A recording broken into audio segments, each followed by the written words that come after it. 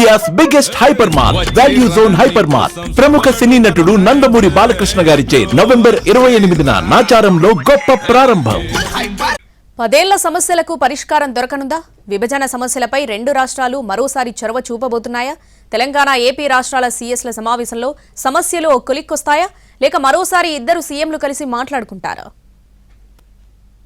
పెండింగ్లో ఉన్న విభజన అంశాలపై దృష్టి పెట్టాయి తెలుగు రాష్ట్రాలు. ఇందులో భాగంగా ఏపీ తెలంగాణ రాష్ట్రాల సీఎస్ల సమావేశం త్వరలో జరగనుంది.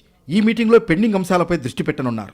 ఆఫీసర్ల కమిటీలో రెండు రాష్ట్రాల సీఎస్లతో పాటు 3 చొప్పున తెలంగాణ, ఏపీకి చెందిన ఉన్నతాధికారులు ఉన్నారు. ప్రస్తుతం సీఎస్ల సమావేశంలో పరిష్కారం కాని సమస్యలను మంత్రుల కమిటీ ముందు ఉంచుతారు.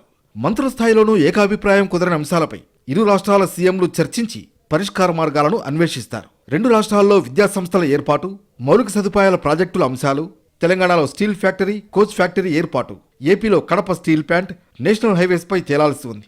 ఉద్యోగుల సమస్య కూడా పరిష్కరించాల్సి ఉంది.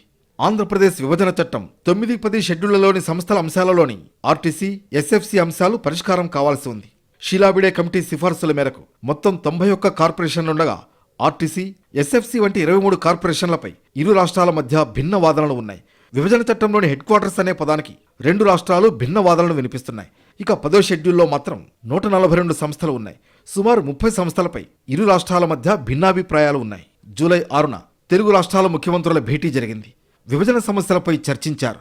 ఈ 10 ఏళ్లలో రెండు రాష్ట్రాల ఉన్నతాధికారులతో ఏర్పాటైన కమిటీ దాదాపుగా 30 వరకు సమావేశాలు నిర్వహించగా ఢిల్లీలోని ఏపీ భవన్ విభజన వ్యవహారం వంటి కొన్ని అంశాలపై ఇరు రాష్ట్రాల మధ్య ఏకాభిప్రాయం కుదరగా మిగతావన్నీ పెండింగ్లో ఉన్నాయి.